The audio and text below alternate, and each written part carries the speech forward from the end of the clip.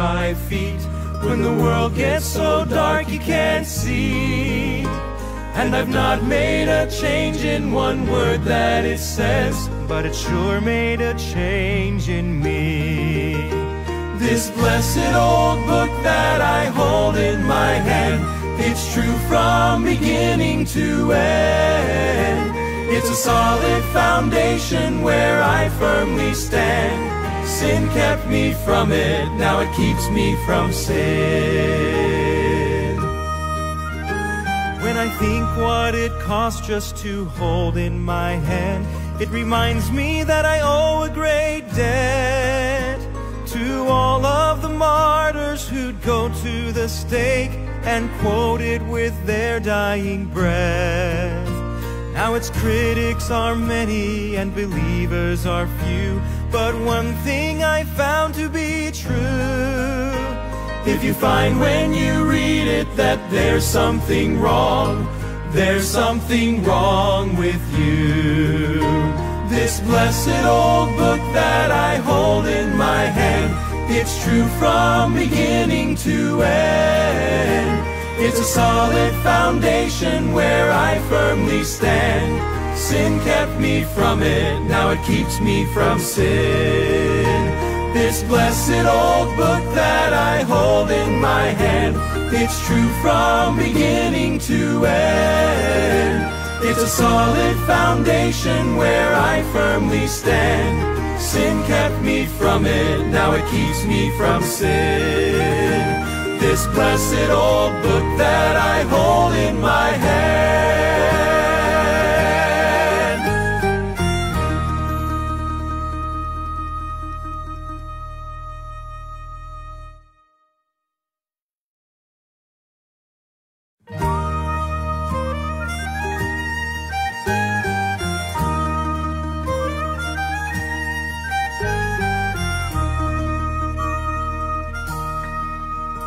It's a well of pure water when I'm thirsty and dry, bread when I'm hungry and warm. When the battle is raging, it's my faithful sword, a shelter from life's troubled storm. It's a light to my pathway and a lamp to my feet when the world gets so dark you can't see. And I've not made a change in one word that it says, but it sure made a change in me. This blessed old book that I hold in my hand, it's true from beginning to end. It's a solid foundation where I firmly stand. Sin kept me from it, now it keeps me from sin. When I think what it cost just to hold in my hand, it reminds me that I owe a great debt to all of the martyrs who'd go to the stake and quote it with their dying breath. Now its critics are many and believers are few, but one thing I found to be true: if you find when you read it that there's something wrong, there's something wrong with you. This blessed old book that I hold in my hand, it's true from beginning to end. It's a solid foundation where I firmly stand. Sin kept me from it, now it keeps me from sin. This blessed old book that I hold in my hand, it's true from beginning to end. It's a solid foundation where I firmly stand. Sin kept me from it, now it keeps me from sin. This blessed old book that I hold in my hand.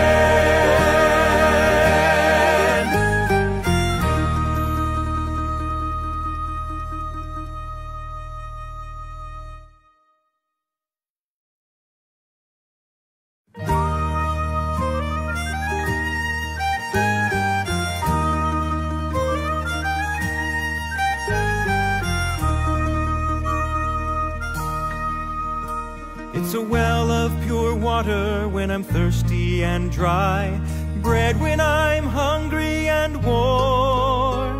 When the battle is raging, it's my faithful sword, a shelter from life's troubled storm.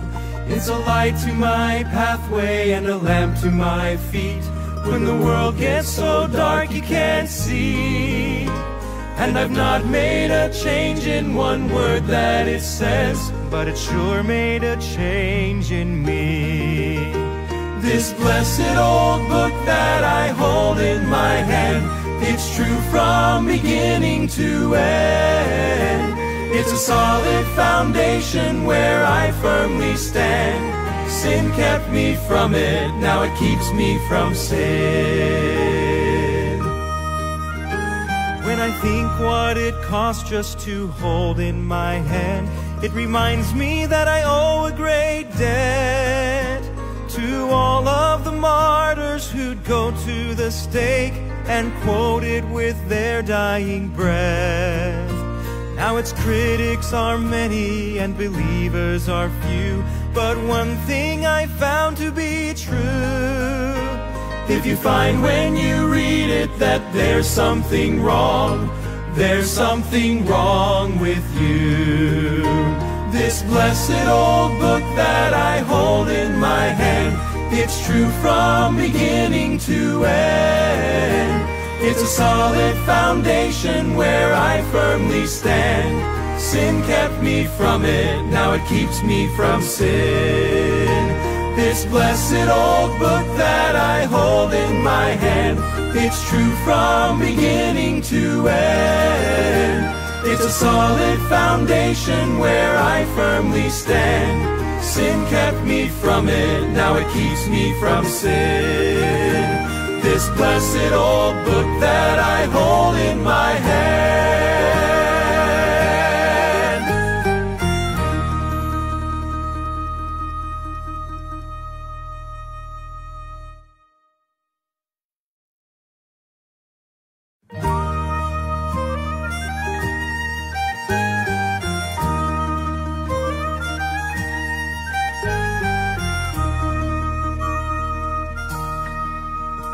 It's a well of pure water when I'm thirsty and dry, bread when I'm hungry and warm. When the battle is raging, it's my faithful sword, a shelter from life's troubled storm. It's a light to my pathway and a lamp to my feet.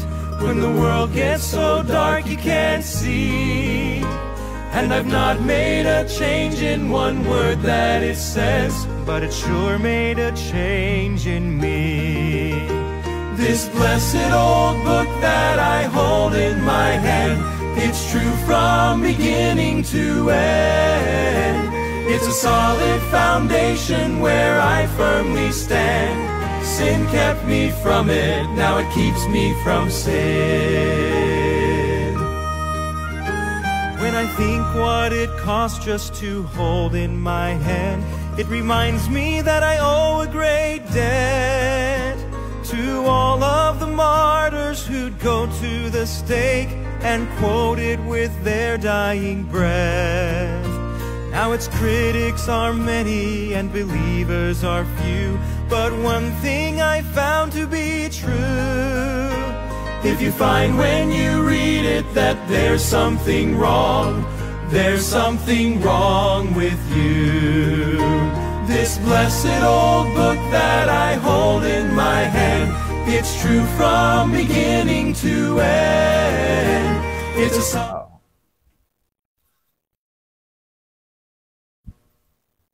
Amen, amen. Praise the Lord for another evening. Amen. So tayo po ay nasa bagong setup, no? Actually po, just for the meantime. So hindi po tayo gagamit ng ating whiteboard. So balik po tayo sa ating green board. Okay, na kung saan po usually yan pong ating nakasanayan, regular na ginagamit natin. Again, marami pong salamat for all the blessings na galing po sa ating Panginoon. I am thankful to the Lord, grateful to the Lord na binigyan pa po tayo ng opportunity na katulad po nito. It's another evening of great opportunity from God. It is God's grace, kaya po tayo lamang nakakatayo. Okay? Salamat sa Panginoon Diyos. At salamat din po sa prayers po ninyo sapagkat alam ko po na ito po ay result ng inyo pong patuloy na paghingi ng tulong sa Diyos para po sa akin at para po sa ating Real KGP Believers page. At sana po magpatuloy po ito hanggang dumating na ang Panginoon. Okay? At sa ating pong evening discussion ngayong gabi, we're going to study on the three sets of heaven and earth. And before doing that, ay tayo muna po ay manalangin. Let's pray. Samahan niyo po ako sa isang maikling panalangin. Our Father in heaven, thank you, Lord, for this opportunity once again you have given us. Salamat, Panginoon Diyos, for another night of Bible study, na ito po ang isang bagay na makapagdadagdag sa amin upang kami po, God, ay lalong mailapit sa iyo, Panginoon.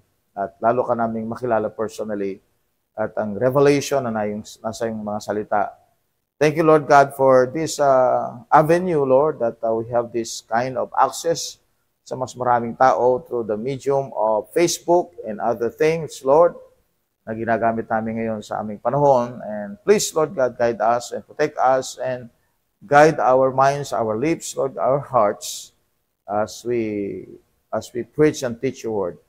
In Jesus' name, Amen. Okay, so meron po akong kasama ngayon, si Brother Arjen. Amen, nasa kanan ko siya. And he is with me tonight upang i-assist po niya ako sa ating pong pag-aaral ngayon. So our study is about the three sets of heaven and earth. Okay, so let's continue by starting with the verse. Amen, the verse. Look at Genesis 1:1 hanggang 1:2. Okay, so discuss po natin yung first set of heaven and earth. The first set is actually Genesis, the first earth and heaven, Genesis 1:1, and Genesis 1 verse number 2. Okay? So, tignan po natin yung first set na yan. Makita po ninyo, so, sa beginning ng Bible natin, nakalagay po yan, di ba? In the beginning, God created the heaven and the earth. So we have the first set, no? The heaven and the earth. Okay. Now, in verse 2, there's something, isang bagay na it could lead us to thinking, sapagkat po ang nakalagay po sa Genesis 1 verse 2, if you're going to see this, all right, Genesis 1 verse number 2, no? And the earth was without form and void, and darkness was upon the face of the deep. And the Spirit of God moved upon the face of the waters. Alright? Sa mga hindi naniniwala sa God, okay, so sa kanila, this is just a continuation hanggang po sa chapter 1 verse number 31. But this is not a continuation, okay? It's not a continuation. Something happened doon po sa earth, okay, and heaven. And you will see that in verse number 1, and you will see wala namang water doon, di ba? Minilikha ba ang Diyos na tubig? Sabi ng Bible, in the beginning, God created the heaven and the earth. There is no water. Alright? Pero pagdating mo sa verse 2, may water. Okay, something is to think about, no? Sabi ng Bible, and the earth was without form and void, and darkness was upon the face of the deep, and the Spirit of God moved upon the face of the waters. Okay? Now, let's go to let's go to 2 Peter. Let's go to 2 Peter chapter number 3. 2 Peter chapter number 3. Okay, 2 Peter chapter number 3.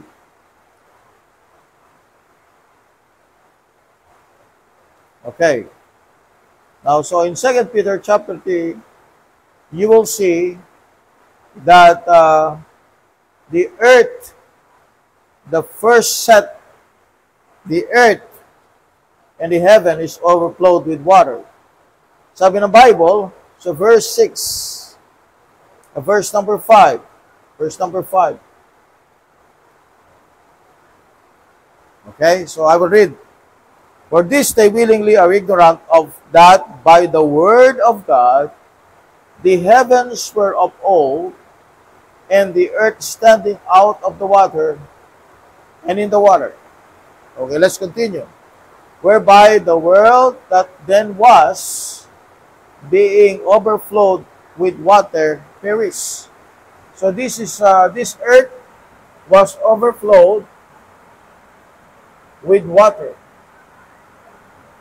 Ang sabi ng Bible, yun ang way para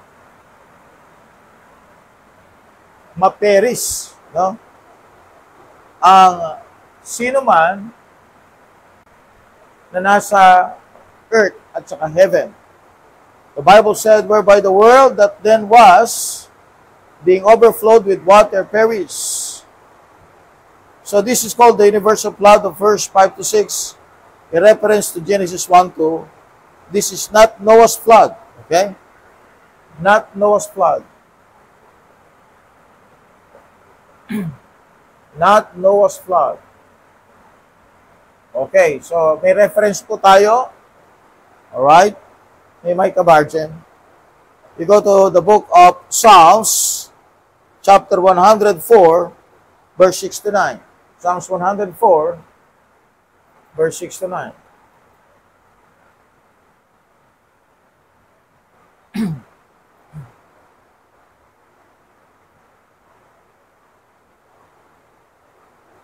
Psalms 104 verse 6 to 9.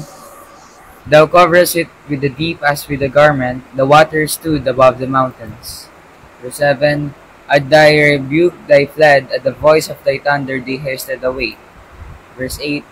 They go up by the mountains, they go down by the valleys, unto the place which thou hast founded for them. Verse 9. Thou hast set a bound that they may not pass over, that they turn not again to cover the earth. Alright, so the chapter and the verse use the beginning of the creation. The beginning of the creation.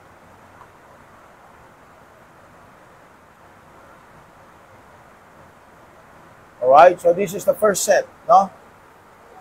So, ano nangyari sa unang earth? It was flooded. It was flooded. And this is not Noah's flood, okay? So, you will see that after verse number 6 of 2 Peter chapter 3, you will notice in verse 7, but the heavens and the earth which are now. Alright, so it means that from Genesis 1, verse 3, up to present, okay, up to present, this is the now. This is the earth now. Ito yung earth ngayon, no? So, from Genesis 1, 3, up to 1:31, this is speaks about the recreation. The recreation, which are now. So, this is the past earth. Okay? At ang binanggit ng Bible dito, whereby, sa verse 6, whereby the world that then was. Alright? Ito yung was. Ito yung now. See? So, yung first earth, overflowed with water. Okay? With water. Remember, pag sinabi nating heaven, we'll talk about heaven. This is the expanse. This is what we call the firmament. Alright? The firmament. So, hindi po yung abode ng Diyos yan na kung saan nandun ang throne niya, no? This is the expanse. This is the firmament.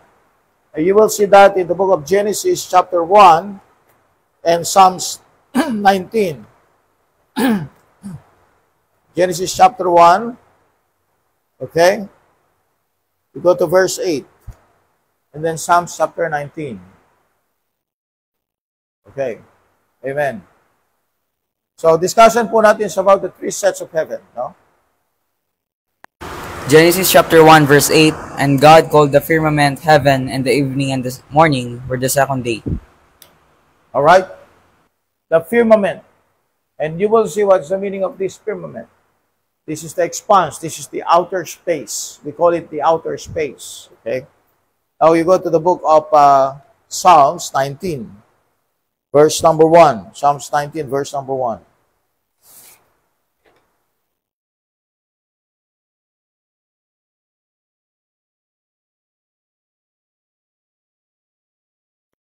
Psalms chapter 19 verse 1, the heavens declare the glory of God, and the firmament sheweth his handiwork. See the word there?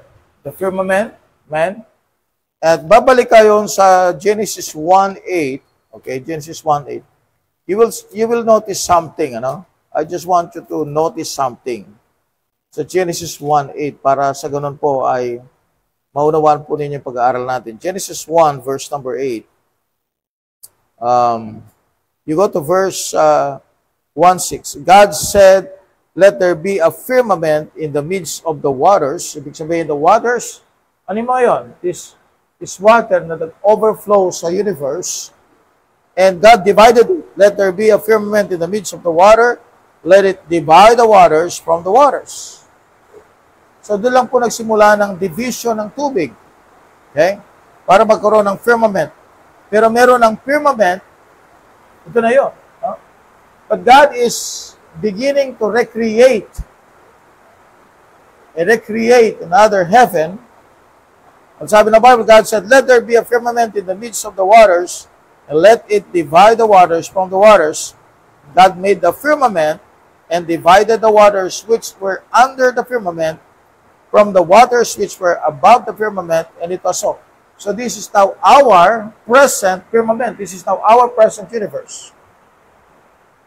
Yun ang sinabi ng Psalms 19. No? Yun din ang kinote ng mga Apollo 11 astronaut. And they said, the firmament sheweth his handiwork. They're talking about the universe. They're talking about the expanse. They're talking about the outer space. Okay? And you will notice something in verse 8, sabi ng Bible, and God called firmament heaven. So God called it heaven. Alright? So tinawag niyang heaven ito. Meron ng heaven sa Genesis 1:1, pero meron na namang isa pang heaven. Dalawa bang heaven? No, isa lang. Ang tinutukoy niya yon yung universe. Tinutukoy niya diyan yung firmament. Kasi nga dito, nagkaroon ngayon ng overflowing of water. The whole universe was flooded with water. Okay? At kung i-drawing natin yan, parang ganito yun, ano? So, the whole earth, the whole universe like that, no? Pyramid siya.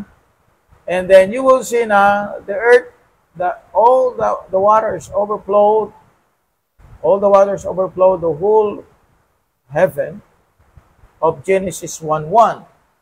So, later on, ang ginawa ng Diyos, God divided the waters, tapos binigyan niya ng space, alright? Naglagay siya ng space. So, there is no water above, water below. Okay? So, ito ngayon, yung space na yan yung sinasabi sa Genesis 1 verse number 8. Okay? So, yung space na yon, that is Genesis 1 verse 8. Now, you will notice in Genesis 1:8, my friends, that God did not mention the word "it was good." It is always mentioned in every creation of God. Let's start by reading verse 3. Sabi ng Bible, and God said, "Let there be light," and there was light. This is the first creation. And God saw the light, that it was good. God divided the light and the darkness, and God called the light day. So this is the first day of creation, and the darkness He called night, and the evening and the morning were the first day. God said, "Let there be firmament." Okay? In the midst of the waters, and let it divide the waters from the waters. God made the firmament and divided the waters which were under the firmament from the waters which were above the firmament, and it was so. Okay? And God called the firmament heaven, and the evening and the morning were the second day. Okay. So you will notice that 10 times God said, let there be, or a variation of it, and 7 times He said, it was good or very good. But this time, He does not say, it was good at the end of the second day's work. This is because it included principalities and powers in the second heaven.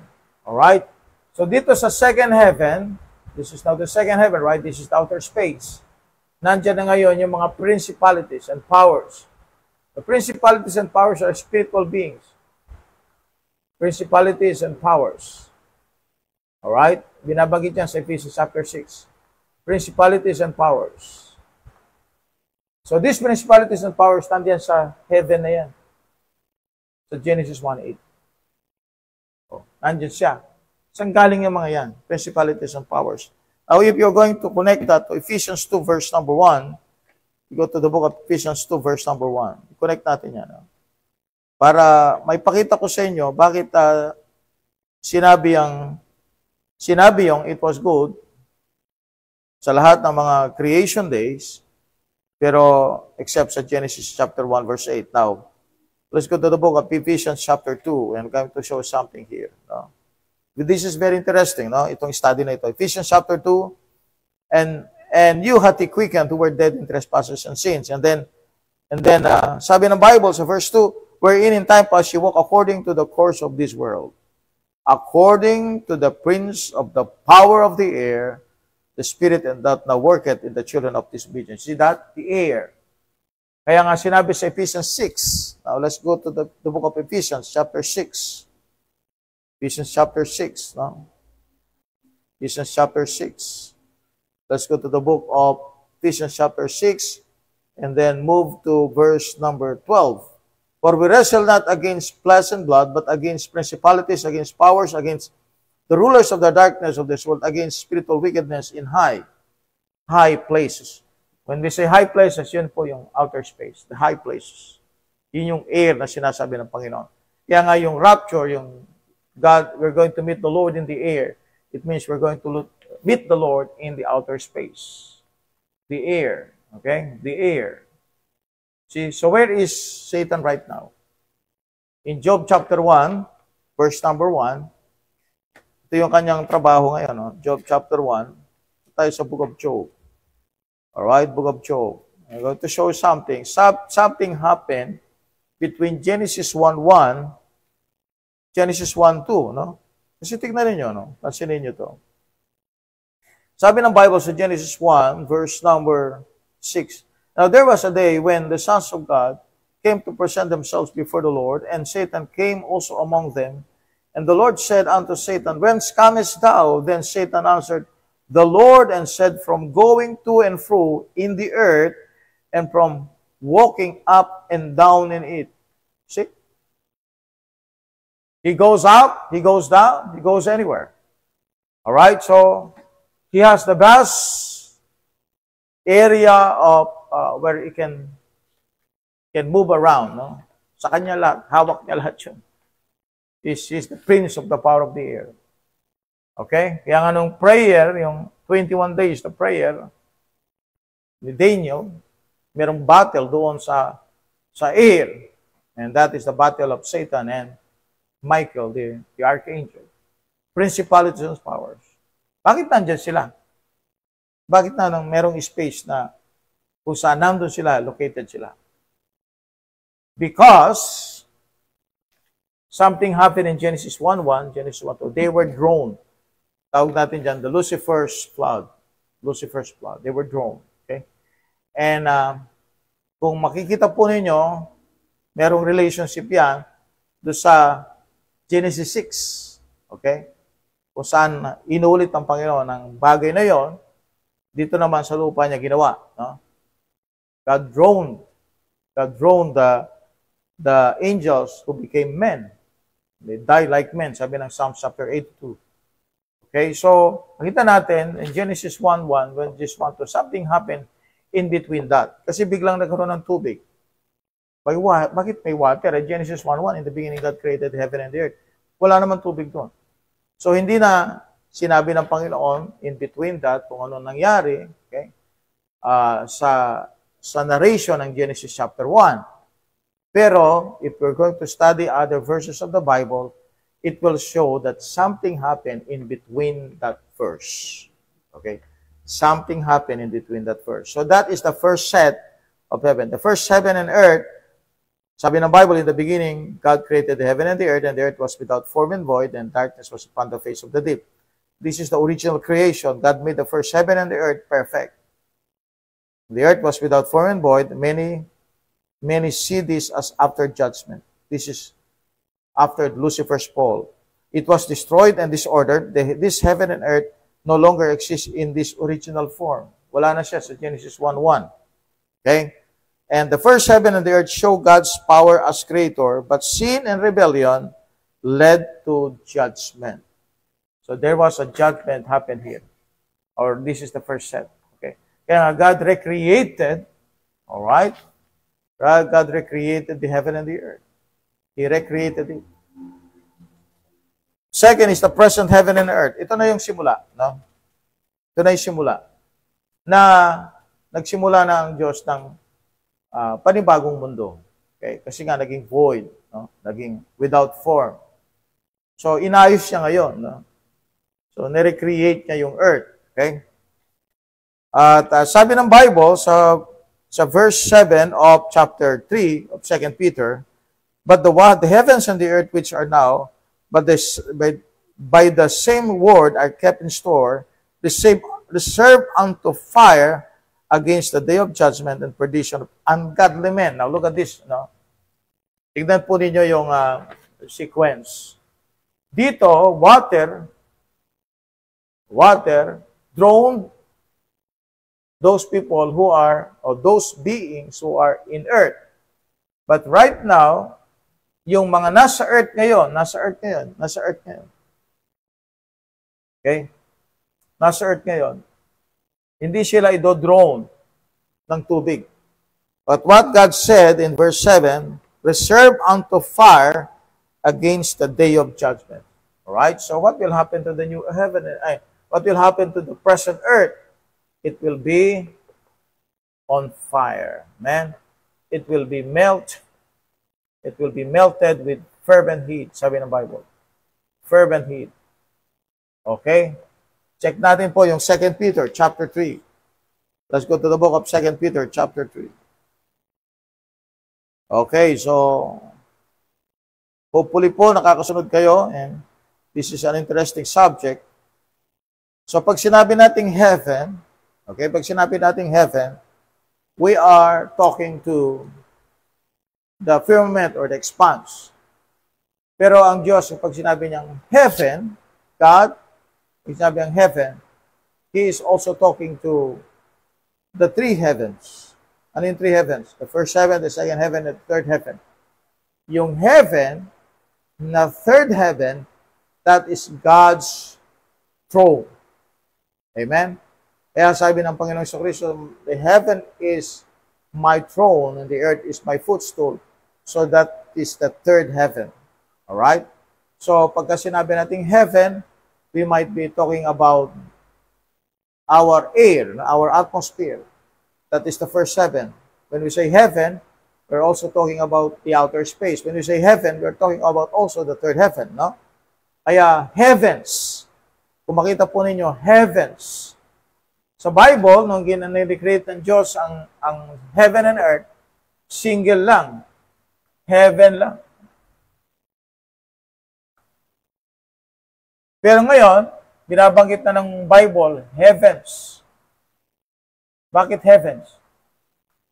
Tatlong ano na yan, itong heaven na yan, tatlong layer na yan. Heavens. Heaven of heavens. So pag sinabing heaven of heavens, that's the third heaven. Okay, now, so ang body of Christ, kapag siya'y na-rapture, dadaan siya doon sa second heaven. Because we're going to meet the Lord in the air. And then we're going to reach the third heaven sa rapture. Okay? Sa third heaven ngayon, okay, so meron kayo mapapansin, sa third heaven ngayon, You go to the book of Revelation chapter 4. Arjen, pakibasa lang. Revelation chapter 4. You always pray for our staff, no? Kasi minsan, marami silang ginagawa, estudyante, tatrabaho. So, hindi lahat po ay available palagi. So, you pray for them na madagdagan ang ating staff na mapagpalit-palitan para sa kanan mag-continue po yung ating Bible study. You go to Revelation chapter 4, please. Okay, ito na yung third heaven. John's vision of the third heaven. You go to verse 3 hanggang verse number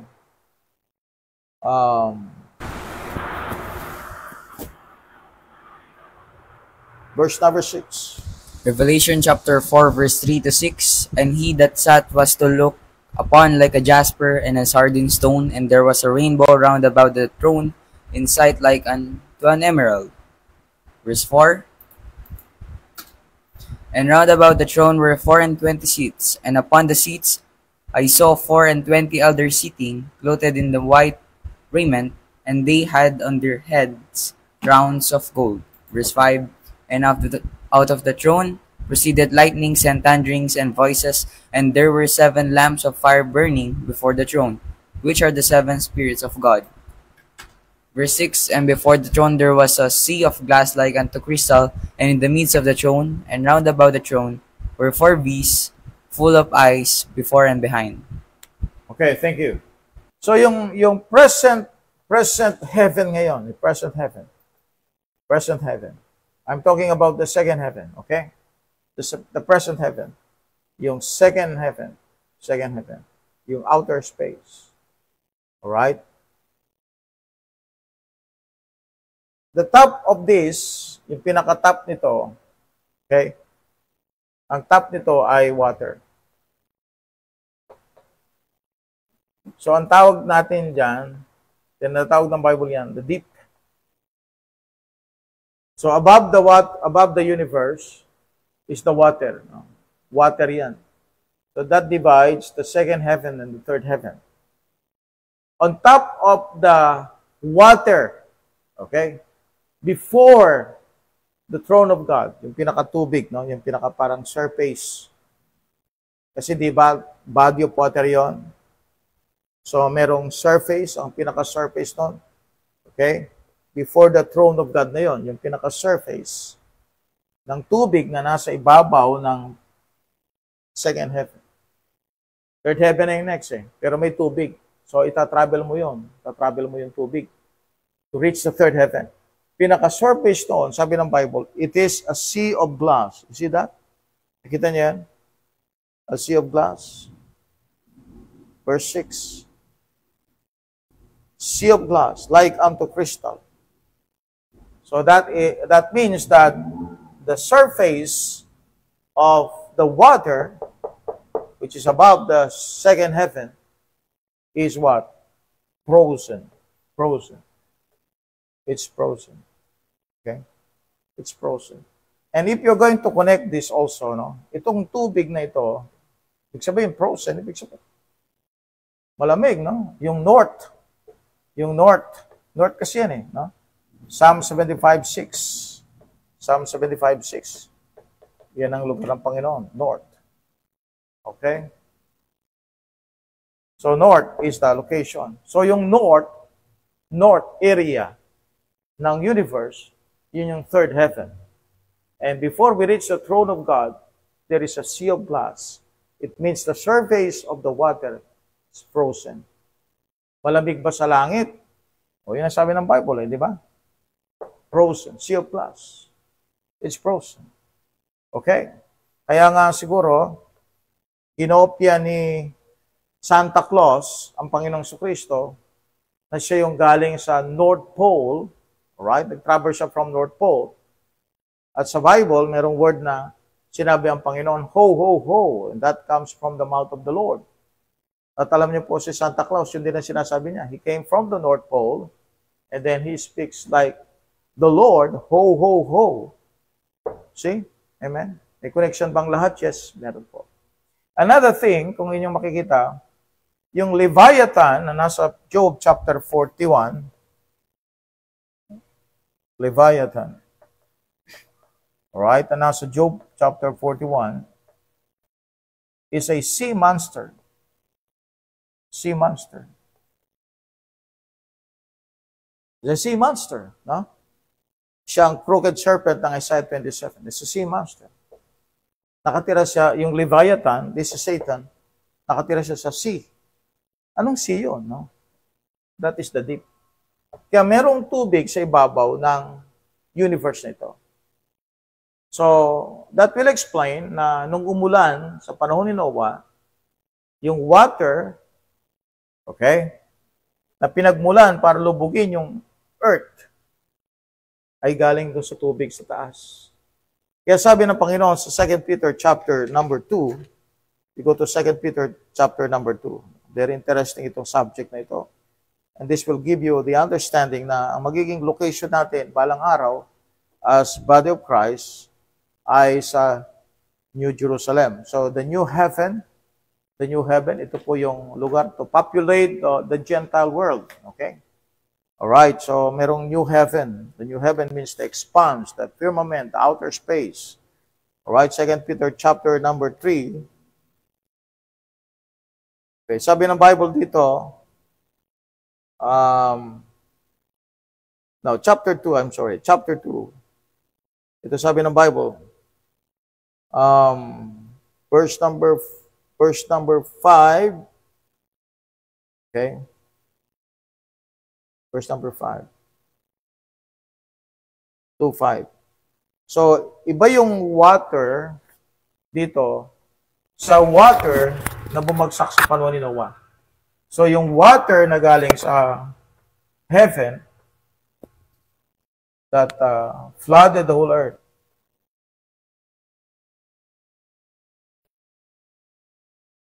The whole earth flooded the world came from the deep, or what we call the sea, right? Or the deep. Okay? And itong deep na ito, hindi po ito tubig na galing sa lupa, no? Pero mga nag-explain doon sa flood na Noah, sabi nila, may tubig daw itong earth. Kasi may mist na lumalabas sa lupa. Hindi kayang lubugin ang buong mundo, mga kapatid, ng mga mist na yun. So the water is more than the size of our Atlantic, Antarctic, Pacific Oceans, Indian Oceans. More than that. Napakalaking body of water sapagat nilubog yung Mount Everest. The highest mountain on earth. Yung Himalaya regions na yon, lubog lahat yun. Kaya nga yung Noah's Ark, kita na lang doon sa Ararat because that is the place of the higher level ng mga mountain. So, ibig sabihin, the water is so high and where it came from. Hanggang ngayon nga kapatid, yung tubig na yan, nasa mundo pa rin eh. Kaya lang, nasaan na siya? Siya yung frozen na nandun po sa mga North Pole, South Pole. And some are clouds. Yan ang mga tubig na yan. So, galing yan. Hindi galing yan sa mundo. Walang water cycle ang mundo noon eh. Galing po yan sa deep. Nabuksan po yung windows of heaven and flooded the whole earth in the time of Noah. Okay? So, naintindihan natin, through the study of the Word of God, something happened in Genesis 1:1, Genesis 1:2. Naintindihan natin yan because there is water. And that water is God's judgment upon the spiritual beings live here on earth. Okay? So, we have another set. This is the earth we live now. Nagkaroon ng recreation, kaya nagkaroon ng first day, second day, third day, hanggang sa sinabi ng Panginoon, it was very good. Amen? Bakit? Sapagkat na-perish yung una. And then now we have the recreation. It was very good. Alright, so what happened? Nawasak muli ang mundo, amen, sa panahon ni Noah, pero hindi na na-recreate ng Diyos. Okay? Hindi na-recreate ng Panginoon. So what is left right now, itong earth ngayon, na kung saan po tinitirhan natin, ito na yung leftover ng panahon ni Noah. So that explains kung bakit po may mga boulders, may mga mountains, may mga cliff, may mga Grand Canyon, may mga cracks ang lupa, may mga na-separate na mga islands, Merong pong North Pole and South Pole, the old deposits, and that also explains kung bakit po may mga hayop, ang fossils nila ay nasa ilalim ng mountain. That explains also that some of the flies, yung mga lumilipad, buried deep in the mountains. Paano mangyayari yan? It's all because of the catastrophic flood. The great flood happened at the time of Noah. Okay? Kaya meron tayong climate ngayon. We have the 4 kinds of climates, right? Oh. Pero bakit po noon wala? Because that is the byproduct of the flood that happened in Noah. Amen? I believe also, this is also the reason why nagkaroon ng races, 3 races. So yung pagbabago ng mga bagay, after the flood, changed the races. So yung si Ham, Shem, Japhet, sila ngayon yung naging patriarch ng mga races. Okay?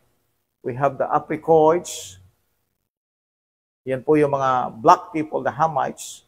We have the Mongoloids, the Shemites. We have also the Caucasoids. Ito po yung mga Europeans, no? These are the Caucasians, the white races. So, nag-branch out na yan. Nagkaroon na ng mga mixed marriages. Kaya, we have different variations of color. Pero, galing lang po yan sa 3. So, byproduct itong mundo natin ngayon. Yung now ngayon, yung now na mundo is the byproduct or the leftover of Noah's flood. Kaya maraming problema ngayon, di ba? Bakit kung ano ng mga lumalabas na lindol, lumalabas na tsunami and everything? Kasi nga rin nagkaroon ng imbalance. Sabi nga nila na tilt daw ang mundo dahil sa lakas ng ulan. There was an imbalance of this world. Now, God in His Bible, in His Word, this world, the end of this world, this present planet, is to be dissolved with fire. Okay? So, water bomb. Sabi nga ng isang teacher natin, si Dr. Peter S. Rockman, the greatest bomb will be the water bomb because this water will become fire. This will become a bomb. Amen? A bomb. Giging bomb yan. Sabog yan. It will melt. It will be melt. Kaya nga po, lahat po dito, lahat po ng ito, okay, lahat po ng ito, mawawala yan, lahat ng tubig. So what will remain only is the throne of God. No? Kaya nga yung trono ng Diyos, the throne of God, yan na lang matitira. So this will become empty lahat yan. It will be melt with fervent heat. Okay? Now, let's go to the book of 2 Peter. Chapter 3, verse number 12. Verse number 10.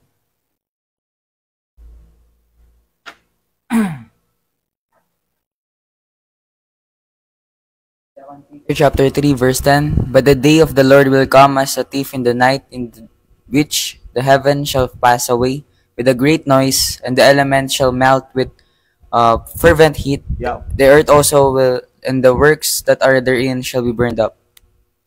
All right, thank you. So, ano yung mangyayari sa present earth? Yung leftovers ng Noah's flood, ano mangyayari dito sa earth nito? Sabi ng Bible, it will be what? Dissolved. Okay? So, ito yan. It will be melted with fervent heat. Now, basahin natin ulit. Sabi ng Bible sa 2 Peter 3:10, But the day of the Lord, ang tawag dito, the day of the Lord will come as a thief in the night, in the which the heavens shall pass away with great noise. Ano yung heavens na yun? So, yun yung first and second heaven. Yun yung outer space. Okay? Sabi ng Bible, in which the heavens shall pass away, mawawala sila. Ikukunik mo yan sa Revelation chapter 20 also. And the elements shall melt with fervent heat, and the earth also and the works that are therein shall be burned up. Shall be burned up. Kaya nga po sa Revelation, tuloy natin sa verse 11, seeing then that all these things shall be dissolved, what manner of persons ought yet to be in all holy conversation and godliness, looking for and hasting unto the coming of the day of God, that's the day of God, wherein the heavens being on fire shall be dissolved, and the elements shall melt with fervent heat. And after that, the new heaven and the new earth. Verse 13, nevertheless, we, according to his promise, look for the new heavens and the new earth, wherein dwelleth righteousness. Dwelleth righteousness. Now, so what will happen to the present earth right now? It will be dissolved with fervent heat. Kaya nga po makita niyo sa Revelation chapter 20, just to show you, no? Sa white throne, wala na pong tungtungan ng tao. Wala. Walang earth, walang mga planets and everything. Kasi dissolved na no? So what is remaining in the outer space? The expanse. The firmament. What is remaining? Ang natitira na lang dito, yung throne ng Diyos. So yun lang litaw. And people are suspended in air. Tapos sa ilalim nito is the lake of fire.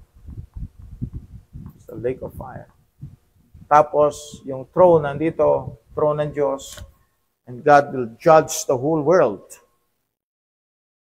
So nakalutang sila, and then kapag hindi nasulat, nakita ang pangalan sa aklat ng buhay, and then they're going to drop to the lake of fire. They're going to cast to the lake of fire.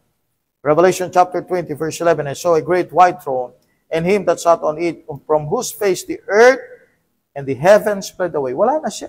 Wala na yung earth, wala na yung heavens. Bakit? Na-dissolve nga no? Yan ang sinasabi ng Hebrews chapter 1, verse number 10, na yung pinaka-vestment, yung pinakadamit ng universe, mauhubad yun. So magiging naked. No? Check mo yan, anak. Hebrews 1, verse 10. And then read. And then I will continue reading here, Revelation 20. Hebrews 1:10, and thou, Lord, in the beginning hast laid the foundation of the earth, and the heavens are the works of thine hands. Yeah. Verse 11. Sige, tuloy mo. Verse 11, they shall perish, but thou remainest, and they all shall wax old as doth a garment. See that? They shall perish. Yun po yung mga planets and everything na nasa universe. They shall perish. No? Sino yung matitira? Yung God. Yung throne ng Diyos. The white throne. May verse 12 pa. Verse 12. And as a vesture shall thou fold them up, and they shall be changed, but thou art the same, and the years shall not fail. Yeah, thank you. Kaya nga ang shape ng universe parang robe. Pyramid siya, no? Robe. Mahuhubad siyang gano'n. Okay? Magiging naked. At ang sabi ng Bible, ang matitira na lang ay yung trono ng Diyos, the throne of God. Kaya sa Revelation chapter 20, sabi ng Bible, sa verse number 11, I saw a great white throne, and him that sat on it, from whose face the earth and the heaven fled away, and there was found no place for them. And I saw the dead, small and great, stand before God. The books were opened, and another book was opened, which is the book of life. And the dead were judged out of those things which were written in the books according to their works. And the sea gave up the dead which were in it, and death and hell delivered up the dead which were in them. Yung impyerno, no? And they were judged every man according to their works. And death and hell were cast into the lake of fire. This is the second death. Whosoever was not found written in the book of life was cast into the lake of fire. So, ibig sabihin po, wala na pong earth, wala nang sea and everything. So, ang tao suspended sa air while being judged by God. And then, pag hindi nakita ang pangalan sa aklat ng buhay, then they go down sa lake of fire. Okay? So that is the last event. Amen?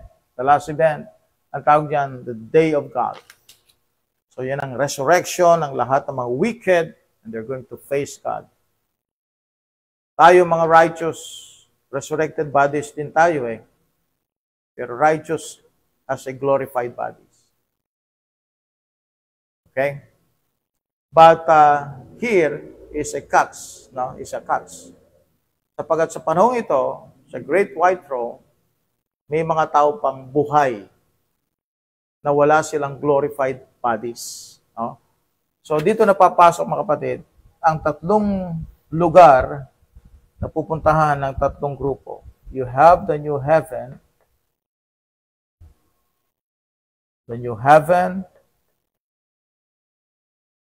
the third set, and the new earth. This is the third set. Okay. Now, pag-usapan muna natin itong new heaven and new earth. So, the new heaven, ito ay para sa mga Gentiles. Okay? Because according to the Bible, 3 groups ang mga tao. No? Since the church age. Ito ay para sa mga Jews. Because they're going to inherit the earth. The seed will inherit the earth. Binigay sa kanila yung land grant, no, sa Abrahamic covenant at sa Abrahamic promise, binigay ang lupain para sa mga Hudyo. So, there will be a new heaven. So, pag sinabing new heaven, wala na ngayon yung principalities and powers. It's new heaven. Cleanse.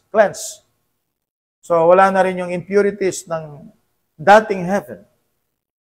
Yung earth natin ngayon at saka heaven natin ngayon.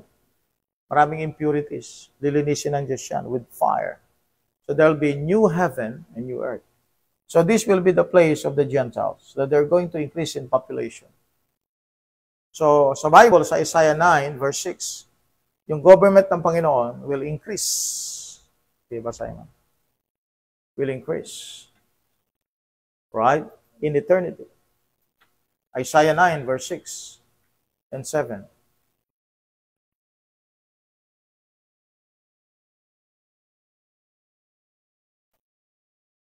Isaiah chapter 9 verse 6 to 7. For unto us a child is born, unto us a son is given, and the government shall be upon his shoulder, and his name shall be called the Wonderful, Counselor, the Mighty God, the Everlasting Father, the Prince of Peace. Alright, thank Verse you. 7. Sige, brother. Of the increase of his government and peace there shall be no end upon the throne of David and upon his kingdom, to order it and to establish it with judgment and with justice from henceforth, even forever. The zeal of the Lord of hosts will perform this. So dito ngayon yung Isaiah 9, 6 and 7. Nandito ngayon yun. So yung throne ng Panginoong Jesucristo, Jesus Christ is reigning on the new Jerusalem. And the new Jerusalem, alright, ito yung, diba we have seen in Revelation 20, the white throne. Nasaan bang white throne? Nasaan ba throne ng Diyos? In heaven. And what kind of heaven is that? That is the third heaven. So the third heaven, diba may first, second, and third. Yung third heaven na yon, yun ang bababa. Yun yung city of God. Yun yung sinasabi ni Jesus Christ, in my Father's house are many mansions. Yun ang city na kung saan nabivision ni Abraham, napupuntahan niya. The city whose maker and builder is God. That is the new heaven. The new Jerusalem. Yun ang sinasabi ng Galatians 4 verse 26, the mother of us all. That is the new Jerusalem. We are related to the new Jerusalem as the body of Christ. Okay? Sabi ni Christ sa John 14:1, where I am, 1 hanggang verse number 5, for where I am, there you may be also. So the place of Jesus Christ is the new Jerusalem. Since ang body of Christ is the bride of Christ, then therefore, the bride will reside with Christ. Sabi ng 1 Thessalonians chapter 4, sayin natin ito, 1 Thessalonians chapter 4. Tignan nyo, yung bride, sumusunod siya doon sa bridegroom. 1 Thessalonians chapter 4. 1 Thessalonians chapter 4. Sabi ng Bible, for the Lord himself, sa verse 16, shall descend from heaven with a shout, with the voice of the archangel, with the trump of God, and the dead in Christ shall rise first. Then we which are alive and remain shall be caught up together with them in the clouds to meet the Lord in the air, and so shall we ever be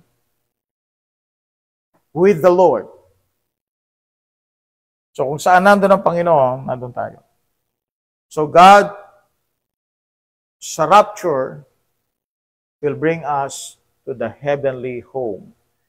And that is in the third heaven. Doon tayo. Yan ang sinasabi ng 2 Corinthians chapter 5, no? Absent from the body, present with the Lord.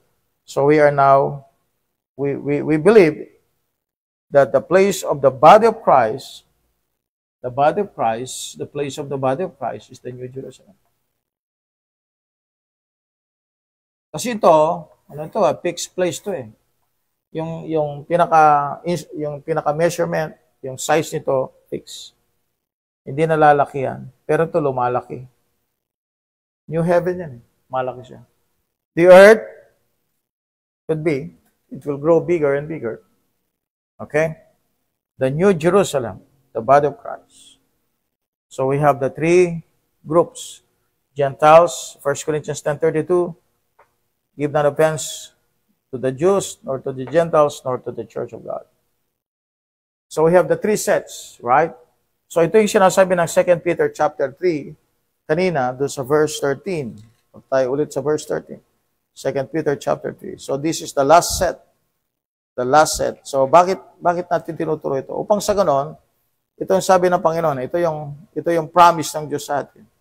Ito yung pangako ng Panginoon sa atin. Para magkaroon tayo ng kakaibang pag-unawa sa ating paglilingkod sa Panginoon Diyos. Sa buhay natin ngayon, no? Ano yung pangako ng Panginoon?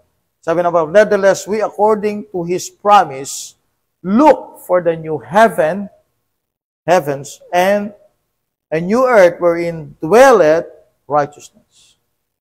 Wherefore, beloved, seeing that we look for such things, in new heaven, new earth, be diligent that we may be found of Him in peace, without spot, and blameless. Amen. So, yung future ng body of Christ, ang pinaka-location niya, yung New Jerusalem. Pero dahil tayo we shall be like angels, no? Sa book of Daniel, chapter 12, andun din tayo sa firmament, no? So, ibig sabihin, we travel. Sapagkat alam niyo po yung rapture, we travel. Okay? Kaya nga sa eternity, we travel. We go to this place in new heaven, new earth. Pero hindi yan ang pinaka-center office natin o headquarter natin. Ang pinaka-central office natin is the New Jerusalem. That's where we reside, no? But we go here. In Daniel chapter, we go here, new heaven, new earth. Daniel chapter 12, please. Daniel chapter 12. All right, so magko-conclude na po tayo. Daniel chapter 12. All right, let's see. Look at verse number 3. Verse number 2. And many of them that sleep in the dust of the earth shall awake. Ito yung resurrection, no? Some to everlasting life, some to shame and everlasting contempt. Yan po yung white throne judgment. And they that be wise shall shine as the brightness of the firmament. Diba sabi ng Bible, he that winneth souls is wise. Sino yung wise? Yung mga saved. Wise shall shine as the brightness of the firmament. See the word firmament again? Ano nga yung firmament ngayon dito? Ano sinasabi dito? This is the new heaven. Look at this one. No? Look at this one. They shall be wise, shall firmament as the brightness of the firmament. They shall turn many to righteousness as the stars forever and ever. Stars. We are stars of the new heaven. We don't live there. We are stars. Tayo ang beauty ng new heaven and new earth. And we could travel in different places of this world. We can travel in different places of this universe. And we go home in our own place. And that is the New Jerusalem. Alright? Yun po yung body of Christ. Yun po yung Christian. Kaya malaking privilege na mayroon ng Kristiyano. Alright, so as a conclusion, let's see, no? Tignan natin. So the future heaven and earth in 2 Peter 3:18, nevertheless we according to His promise look for new heaven and new earth wherein dwelleth righteousness. So new creation promise, a dwelling of righteousness, eternal hope for believers. Okay? So in conclusion, the first heaven and earth was created by God and then judged. The present heaven and earth was restored but reserved for fire. Future heaven and earth is the new, eternal, and filled with righteousness. And as believers, our hope is not in this present world. Amen? Ito na yun. No? Hindi ito yung hope natin. Walang hope dito. No hope.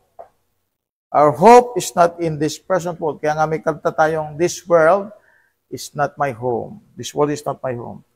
As believers, our hope is not in this present world, but in the promise of God's eternal kingdom. Okay. So, saan ang puso natin dapat? Sabi ng Bible sa Colossians 3:2, set your affection on things above, not on things on the earth. Amen? Kaya nga, pag sinabing investment, sa lupa, pinag-usapan, bibili ng lupa, tatayo ng bahay, that's the investment. Pero pag sinabing spiritual ang investment, we're going to talk about souls. We're going to talk about study of the Bible. We're going to talk about our relationship to God. Our communion, our fellowship with God. Yun po yung investment natin sa Panginoon. And someday, we're going to earn from those investments. Okay? So tayo po ay manalangin. Let's pray. Thanks God. Salamat Panginoon Diyos for allowing us to finish our subject. And thank you for the guidance. Thank you for the wisdom. Thank you, Lord God, for those people who heard us, listened to us, and still, Panginoon, they keep on listening and staying up until this moment. Thank you for those people who shared our videos and prayed for us, Lord God, na kami magpatuloy. Salamat, Panginoon, sa kay Brother Arjen, bagaman, Panginoon Diyos, may bagay na kailangan po niyang gawin, but still, naging bahagi siya ngayon. Bless niyo po siya, Panginoon Diyos. I-bless niyo po lahat ng mga young people, lahat po ng mga Christians, mga churches, mga pastors, na kasama po namin tumatayo sa katotohanan, nagtuturo ng Word of God. Thank you for everything, Lord, in Jesus' name. Amen. Okay, God bless po at magandang gabi sa inyong lahat. Para sa ating last word, amen. Meron ba tayong shoutout? Sige. Shoutout lang muna po tayo, no? Para sa ating mga kasama, para malaman natin po sino mga nakasama natin.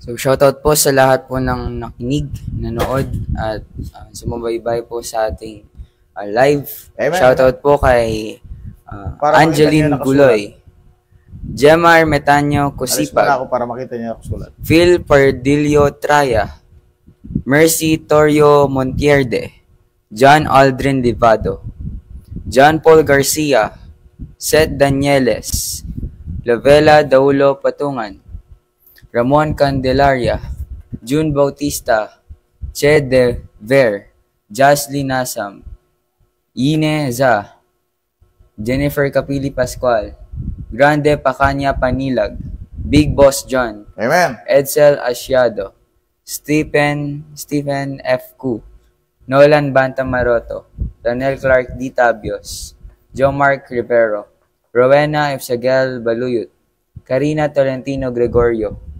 Magnon G. Mandal, Jenny De Leon Velasco. Amen. At yung iba po sila Sister Nolan May, Francisco Filenia, Analiza Stanislaw Bukad, Yep. at yung iba po pong nasa comment section. Shoutout po sa inyong lahat. Amen. Thank you so much for joining us once again. Good morning, Last word. good afternoon, and good evening. Real KGB believers now signing off. off. Okay, sana po. So susunod po ay hintayin po niyo ko para po sa ating mga susunod na bagong video. God bless po. Good evening.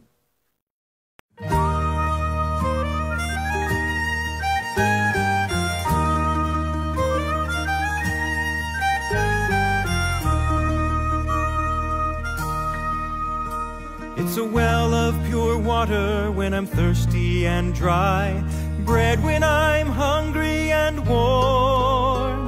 When the battle is raging, it's my faithful sword, a shelter from life's troubled storm. It's a light to my pathway and a lamp to my feet, when the world gets so dark you can't see. And I've not made a change in one word that it says, but it sure made a change in me. This blessed old book that I hold in my hand, it's true from beginning to end. It's a solid foundation where I firmly stand. Sin kept me from it, now it keeps me from sin. When I think what it cost just to hold in my hand, it reminds me that I owe a great debt to all of the martyrs who'd go to the stake and quote it with their dying breath. Now its critics are many and believers are few, but one thing I found to be true: if you find when you read it that there's something wrong, there's something wrong with you. This blessed old book that I hold in my hand, it's true from beginning to end. It's a solid foundation where I firmly stand. Sin kept me from it, now it keeps me from sin. This blessed old book that I hold in my hand, it's true from beginning to end. It's a solid foundation where I firmly stand. Sin kept me from it, now it keeps me from sin. This blessed old book that I hold in my hand.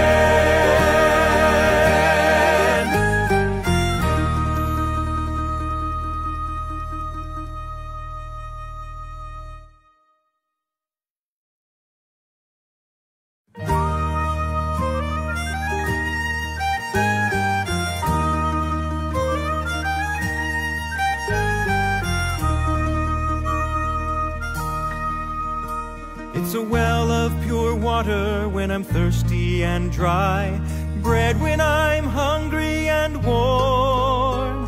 When the battle is raging, it's my faithful sword, a shelter from life's troubled storm. It's a light to my pathway and a lamp to my feet when the world gets so dark you can't see. And I've not made a change in one word that it says, but it sure made a change in me. This blessed old book that I hold in my hand, it's true from beginning to end. It's a solid foundation where I firmly stand. Sin kept me from it, now it keeps me from sin.